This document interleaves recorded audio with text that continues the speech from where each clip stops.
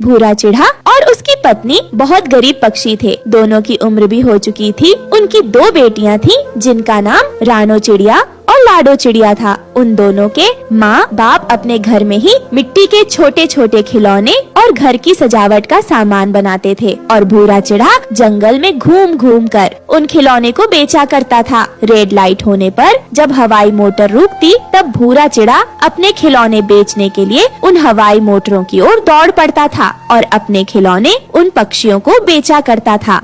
तोता भैया, ये खिलौने ले लो। मिट्टी के खिलौने हैं, हाथ से बने हुए। आप इन्हें घर में भी सजा सकते हो। ये बहुत ही मजबूत खिलौने हैं। साहब ले लो ना। अरे नहीं, नहीं चाहिए। पर ये खिलौने कितने का दे रहे हो? भैया जी, 200 रुपए का है। ये खिलौना ले लो ना। इतना महंगा? इससे अच्छा तो मैं दुकान से खरीद लूंगा। वहाँ बहुत मजबूत और टिकाऊ अच्छे सामान मिलते हैं। तुम्हारे सामान की तो कोई गारंटी भी नहीं है। चलो भागो यहाँ से, मुझे कुछ भी नहीं चाहिए।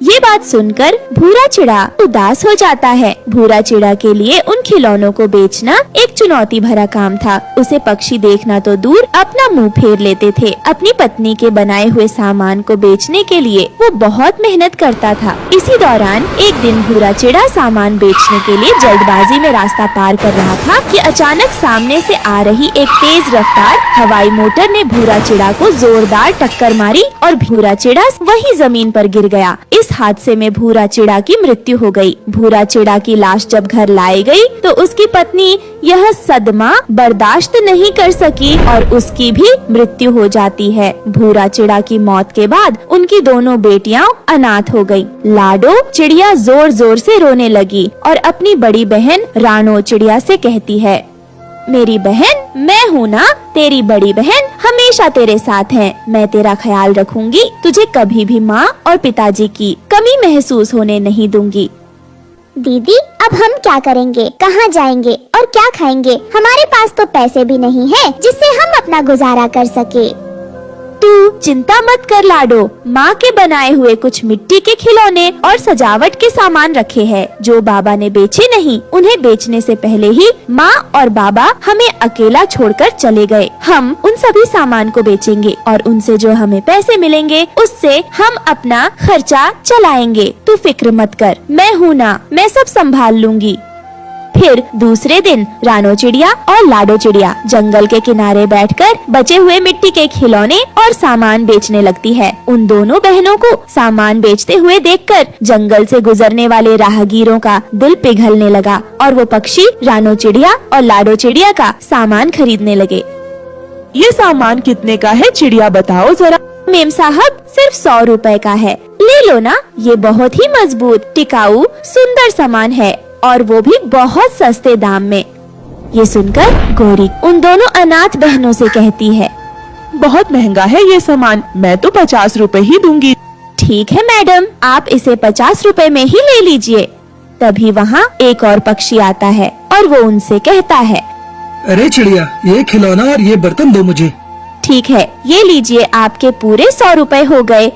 इस तरह से रानो चिड़िया और लाडो चिड़िया की ठीक ठाक कमाई हो गई थी। शाम को दोनों बहन घर लौट कर आई तो रानो चिड़िया कमाए हुए पैसों को गिनने लगी। तभी उसकी छोटी बहन लाडो चिड़िया उससे बोलती है, दीदी, आज तो पूरे 300 रुपए की कमाई हुई है। मजा आ गया आज तो। बस ऐसे ही हमारी कमाई होती जाए तो हमारी जिंदगी कितनी आसान हो जाएगी। हमें फिर गरीबी का सामना नहीं करना पड़ेगा। हाँ लाडो, आज तो ठीक ठाक कमाई हो गई है, लेकिन इतने से पैसों में हमारा काम नहीं चलेगा। माँ के बनाए हुए सामान जल्दी ही खत्म हो जाएंगे। फिर हमें जल्दी ही सोचना होगा कि सामान खत्म होने के बाद हम क्या करेंगे, क्योंकि हमारे पास बेचने के लिए कुछ भी नहीं होगा। इसलिए तुम ज्यादा खुश मत हो, अभी हमारी परेशानी कम नहीं हुई है। रानो चिड़िया और लाडो चिड़िया बात कर ही रहे होते हैं कि तभी दरवाजा खटखटाने की आवाज आती है। रानो चिड़िया ने दरवाजा खोला तो देखा बाहर मकान मालिक भुल्ला चील खड़ा था। उसे देखकर दोनों बहनें घबरा जाती हैं। तभी वो मकान मालिक उनसे कहता है, अरे चिड़िया, तुम्हारे बाप ने पिछले 6 महीने का किराया नहीं चुकाया था और इस महीने का किराया भी बाकी है। बताओ मुझे कब तक किराया चुकाने का इरादा है तुम्हारा? उन सब पैसों के हिसाब से 6 महीने का किराया 3000 होता है। तो मुझे कल शाम तक तुम दोनों बहनें 3000 रुपए दे दो, नहीं तो तुम्हारा सारा सामान ले जाऊंगा और घर खाली करवा दूंगा, समझी या नहीं? ये सुनकर वो दोनों बहनें भुल्ला चील से विनती करने लगती हैं। सेठ जी, आपको तो पता है ना, हम अनाथ हो गए हैं, हमारा इस दुनिया में कोई भी नहीं है, इतनी बड़ी रकम हम कहाँ से लाएंगे, वो भी इतनी जल्दी। आप हम पर रहम करो, हमें थोड़ा समय दे दीजिए। हम आपसे वादा करते हैं कि थोड़ा थोड़ा करके आपका किराया जरूर चुका देंगे। आप फिक्र मत करो, बस हमें थोड़ी और मोहलत दे दो। तो ठीक है, तुम दोनों बहनें आज से ही शुरुआत कर दो।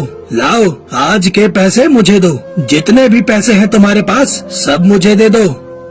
फिर भुल्ला चील रानो चिड़िया के हाथ से सारे पैसे छीन लेता है और वहाँ से चला जाता है। वो दोनों बेबस खड़ी खड़ी ये सब देखती रह जाती है। फिर दूसरे दिन लाडो चिड़िया और रानो चिड़िया ने मिट्टी के खिलौने बेचकर जो भी कमाया वो भी जालिम चील ने किराए के नाम पर उनसे छीन लिया। ये देखकर वो दोनों बहुत गुस्सा हो जाती है। दीदी, इस तरह से तो हम एक भी पैसा इकट्ठा नहीं कर पाएंगे। हमारे पास कुछ खाने के लिए भी पैसे नहीं हैं। अब हम क्या करेंगे? हाँ लाडो, तुम बिल्कुल ठीक कह रही हो। कल उस मकान मालिक को आने दो, मैं उससे साफ साफ टुकड़े में मना कर दूंगी। हमारे पास उसको देने के लिए एक भी पैसा नहीं है। वो दोनों बहनें ये सब बातें कर रही होती हैं, तभी अचानक तेज बारिश शुरू हो जाती है और मकान मालिक फिर दोबारा उनके घर आता है।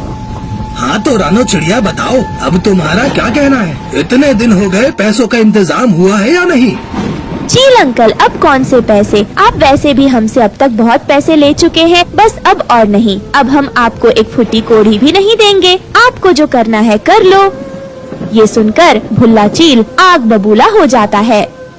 अच्छा, तेरी इतनी हिम्मत, तू मुझे ना करेगी। देख अब मैं तेरे साथ क्या करता हूँ। सुनो साथियों, जितना भी इनका सामान है उसे उठाकर घर से बाहर फेंको, और हाँ, उसके बाद इन दोनों अनाथ बहनों को भी धक्के मारकर घर से बाहर निकाल दो। ये सुनकर भुल्ला चील के साथी पक्षी उन दोनों का सारा सामान बाहर फेंक देते हैं और उन दोनों को भी घर से बाहर निकालने लगते हैं। मालिक रहम करो हम पर, हमें इस घर से बाहर मत निकालो। अभी बाहर बहुत तेज बारिश भी हो रही है, हम कहाँ जाएंगे? हमारे पास रहने के लिए कोई आसरा भी नहीं है। मगर भुल्ला चील उन दोनों बहनों की एक भी नहीं सुनता और उन दोनों अनाथ बहनों को बारिश में बेघर कर देता है। वो दोनों बारिश में भीगती हुई रोती बिलखती एक पेड़ के नीचे आकर बैठ जाती है। दीदी, अब हम क्या करेंगे? इस बारिश में हमें कोई आसरा भी नहीं देगा, हम कहाँ जाएंगे? लाडो, तू परेशान मत हो, भगवान हमारी सहायता जरूर करेंगे, वो हमें कोई ना कोई रास्ता जरूर दिखाएंगे।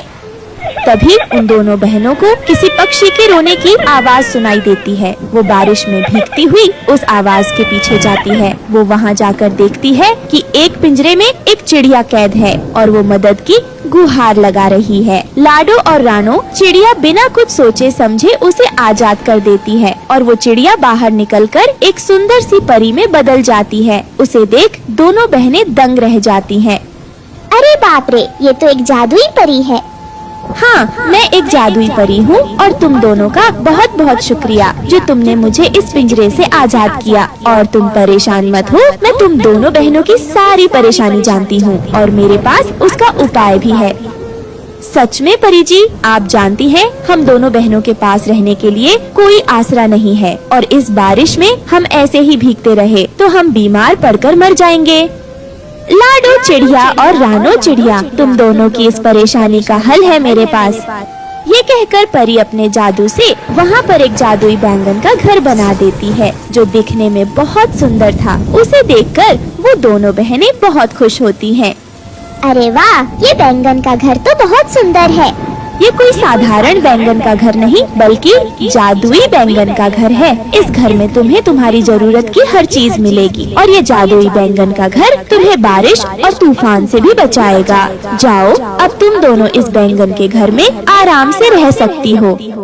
ये सुनकर वो दोनों बहनें बहुत खुशी होती हैं और परी का धन्यवाद करके उस जादुई बैंगन के घर में खुशी खुशी रहने लगती है।